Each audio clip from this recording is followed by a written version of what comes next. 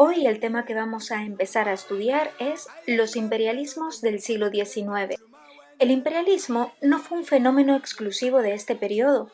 Mucho antes habíamos visto constituirse grandes imperios, ya que civilizaciones desde la antigüedad, desde egipcios, griegos o romanos, hasta la edad moderna, como españoles o portugueses, se habían extendido sobre otros territorios imponiendo su dominio. Pero en el siglo XIX, este fenómeno se impuso con una fuerza nunca antes conocida. Por imperialismo entendemos una actitud o doctrina de quienes propugnan o practican la extensión del dominio de un país sobre otro por medio de la fuerza militar, económica o política. El país que domina es designado metrópoli y el dominado colonias. Pero, ¿cuáles fueron las causas por las que se desencadena este fenómeno con tanta virulencia en el siglo XIX?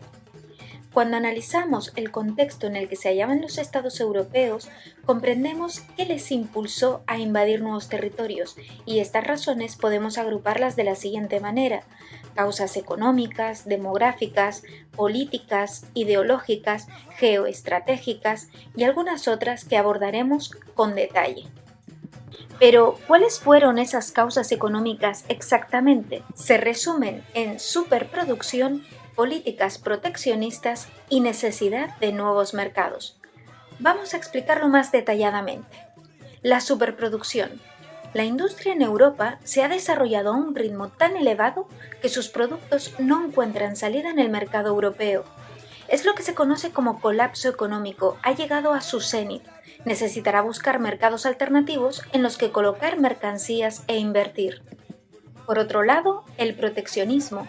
Salvo Gran Bretaña, con un desarrollo industrial más avanzado que el resto del continente, todos los demás países irán implantando medidas proteccionistas que den un impulso al desarrollo de su propia industria. ¿Cómo lo hacían?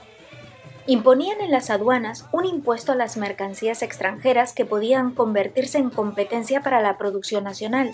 De esta manera, al llegar debía subir su precio para resultar rentable. Si no querían aceptar la subida de los precios sin perder dinero, la alternativa solo podía ser no comerciar en países con medidas económicas proteccionistas. Es por ello por lo que surge la necesidad de buscar mercados en países desprotegidos, tener materias primas y fuentes de energía nuevas, más abundantes y baratas, de buscar nuevos campos de inversión. Conceden créditos a las élites locales e invierten en infraestructuras y en tierras vírgenes sin explotar, o de disponer de mano de obra barata. Analicemos ahora las causas demográficas. La población europea creció de manera espectacular durante el siglo XIX. Entre 1800 y 1870 pasó de 190 millones a 300 millones de habitantes, 2 millones.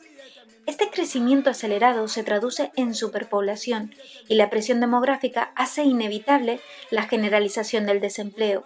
Los obreros europeos quedan sometidos al paro. Al estudiar este tema podemos encontrar múltiples causas políticas, pero nosotros nos vamos a centrar en una, en el prestigio internacional.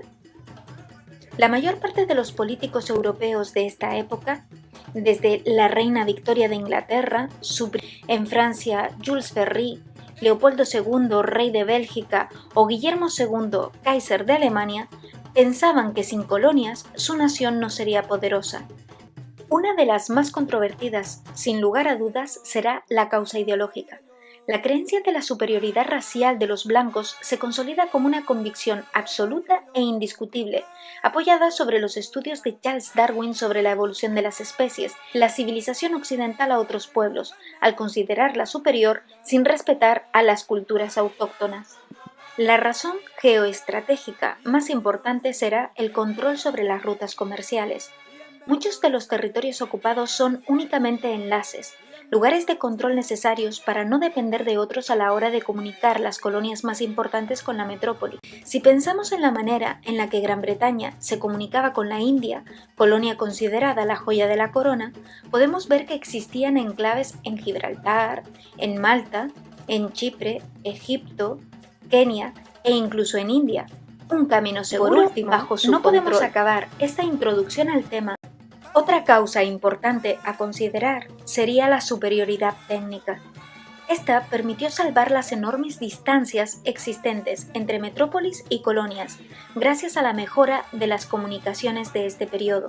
Además, los adelantos médicos, con nuevos descubrimientos como la quinina, permitieron contrarrestar enfermedades tropicales entre las que estaba la malaria, y las zonas antes conocidas como tumba del hombre blanco ya no serían tal.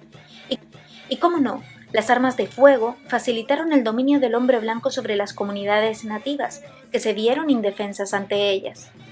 Y por último, no podemos acabar esta introducción al tema sin hablar sobre la Conferencia de Berlín, celebrada entre noviembre de 1884 y febrero de 1885. Fueron una serie de reuniones convocadas por Francia y Gran Bretaña y organizadas por el canciller alemán Otto von Bismarck, a través de la cual se pretendían resolver los conflictos que iban surgiendo entre las potencias imperialistas a través de la aprobación de una serie de acuerdos comunes. Desde este momento se agudizará la carrera colonizadora y se estimulará la incorporación de nuevas potencias al proceso expansionista, tales como Alemania, Estados Unidos o Japón. Durante la segunda fase de la Revolución Industrial, las potencias imperialistas se lanzaron a la conquista por todo el mundo de nuevos territorios económica y tecnológicamente más atrasados con el fin de extender su poderío comercial. Las potencias imperialistas siempre encontraron una justificación moral y ética a las conquistas que realizaban. La misión evangelizadora de la Iglesia, mostrar la superioridad de la raza blanca, capaz de haber logrado progresos científicos y técnicos que han mejorado la vida de las personas, o la responsabilidad del hombre blanco de enseñar al hombre negro. Durante la segunda mitad del siglo XIX y buena parte del XX se produce una ocupación de la mayoría de los territorios africanos, cuyas economías, formas de organización política y sistemas culturales sufrirán profundas transformaciones producidas por la colonización europea. El mayor de los imperios coloniales en África se constituirá en torno a Gran Bretaña. Gran dominadora de los mares desde siglos antes, su expansión en el siglo XIX se produce aprovechando los enclaves que ya posee en el Mediterráneo, como las estratégicas bases de Gibraltar y Malta, a los que unirá la isla de Chipre. Por el norte, tras obtener el control sobre el canal de Suez, rápidamente se expande por Egipto, país que llegará a controlar en su totalidad como paso intermedio hacia el Sudán, Kenia y el norte de Somalia. En el extremo meridional del continente, avanza desde la colonia de El Cabo anexionando Natal, Orange, Transvaal y el inmenso territorio de Rodesia, con la intención de formar una ancha franja británica que recorra África de norte a sur. En el África ecuatorial, por último, sumará a sus tradicionales posesiones de Gambia, Sierra Leona y Costa de Oro el inmenso y rico territorio de Nigeria. El imperialismo alemán fija sus ojos también en el continente africano, compitiendo con el resto de potencias en la desesperada carrera por colonizar territorios. Así se establece en Camerún la pequeña Togo, el África sudoccidental y la inmensa extensión de Tanganica. Los portugueses, los primeros en fijar sus bases en África, pierden buena parte de su pujanza de siglos anteriores, si bien consiguen mantener sus posesiones de Angola y Mozambique. El control sobre Marruecos, Argelia y Túnez otorga a Francia el camino libre hacia la ocupación de la ancha franja subsahariana. A estos territorios, los franceses suman la Guinea Francesa, pequeños enclaves en el África central y oriental, el Congo y la estratégica isla de Madagascar. Bélgica, empujada por su desarrollo industrial, no quiere quedarse atrás en el proceso colonizador, por lo que iniciará la ocupación de un inmenso territorio en el corazón de África, el Congo belga, al que sumará el pequeño enclave del lago Chad.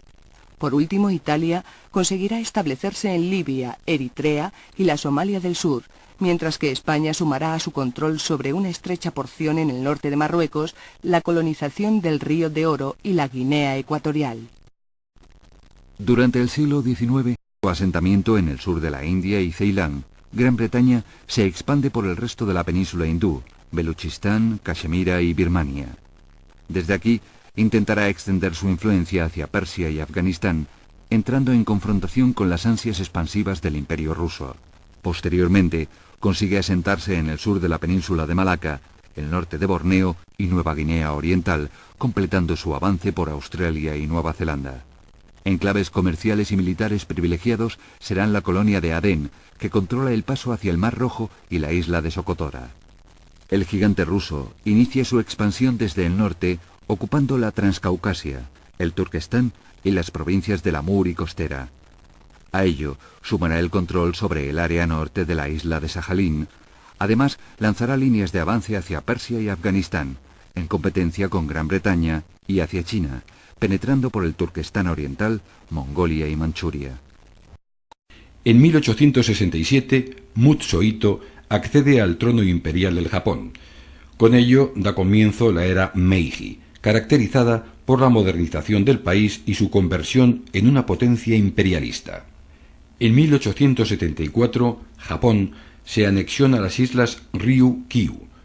Un año más tarde, hará lo mismo con las islas Kuriles y las Bonin. Tras la primera guerra con China, entre 1894 y 1895, obtiene Formosa.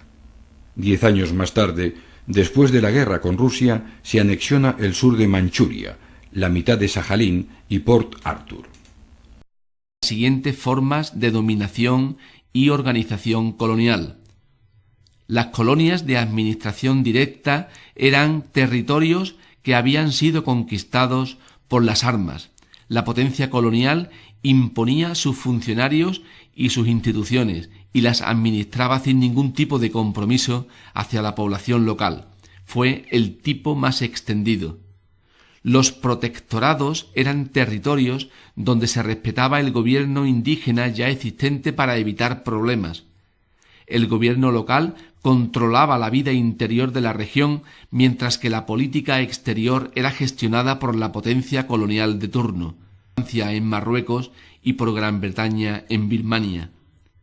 Los dominios eran colonias con una población blanca mayoritaria, motivo por el que la metrópolis le otorgaba un amplio autogobierno para gestionar sus propios asuntos, pero siempre limitado por un gobernador nombrado por la reina. Fueron los casos de las colonias británicas de Canadá, Australia y Nueva Zelanda. Los territorios metropolitanos eran aquellos que se consideraban como una provincia más de la potencia colonial. Fue el caso de Argelia con respecto a Francia. Finalmente, las concesiones eran territorios cedidos o alquilados a la metrópolis, codiciados por su interés estratégico o comercial. Fue el caso de China, que la población nativa de los territorios colonizados disminuyó a causa de las luchas con los europeos, las enfermedades nuevas para ellos y las duras condiciones de trabajo a las que eran sometidos. Pero enseguida la llegada de la medicina europea hizo disminuir la mortalidad. En segundo lugar, se convirtieron en abastecedoras de materias primas para la metrópolis: café, cacao, té, caña de azúcar, produciéndose con ello un intercambio comercial desigual entre la metrópolis y las colonias. En tercer lugar, en las clases medias de las colonias surgió un fuerte sentimiento antiimperialista y reclamaron independencia y democracia. En cuarto lugar, frente a la minoría procedente de las metrópolis, que tenía todo el poder económico y político, y una pequeña élite nativa que colaboraba con ellos, había una inmensa mayoría de población local marginada y explotada, situación aún no superada en la actualidad. En quinto lugar, la destrucción de las culturas nativas. Los europeos impusieron y no respetaron sus tradiciones y su cultura, su lengua y su religión, ya que los veían como seres inferiores. En sexto lugar, la creación de fronteras artificiales que nada tenían que ver con la configuración preexistente, forzándose la unión o segregación de grupos tribales y étnicos, provocando innumerables conflictos raciales que se mantenía vivo hasta nuestros días, caso de Ruanda o Liberia, entre otros. Y finalmente, la alteración del medio ambiente por la tala de bosques y su sustitución por plantaciones fueron muy positivas. En el terreno económico dispusieron de materias primas baratas y nuevos mercados a los que abastecer. Con ello impulsaron de nuevo la industrialización y se consolidó la segunda fase de la revolución industrial. Desde el punto de vista político, se creó una fuerte rivalidad y tensiones internacionales entre los países, y desde el punto de vista cultural, se inició entre las clases burguesas una fascinación por lo exótico y la aventura, que se dejó notar durante bastante tiempo en la decoración, las formas artísticas y literarias.